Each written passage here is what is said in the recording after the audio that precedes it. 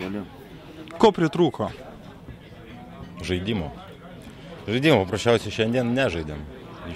Nežinau, progų liktai keletas tokių akimirkų buvo, bet pritrūko tai susikūrimo, tų pačių progų, užbaigimo.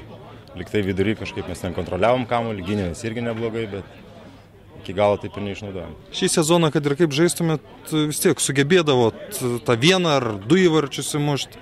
Šiandien net ir tada, kai atrodo turėjo daugiau žaidėjų aikštėje, net šansų neturėjo tokių. Kodėl? Jėgų gal stygius pritrūko, nes kada jų žaidėjai išvarė, tai realiai liko ten 10 gal minučių, tai mes patys jau buvom sėdę ir prašiausiai jėgų trūkumas.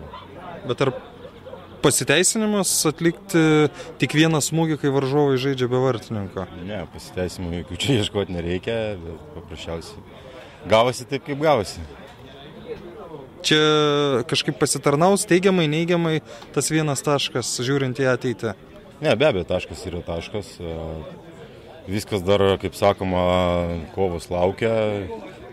Kitos rungtynės žaidžiam su vienais iš outsiderių. Tai tikimės tikrai pergalės, nes artėja tikrai rimtos kovos paskutinės 3. Ačiū.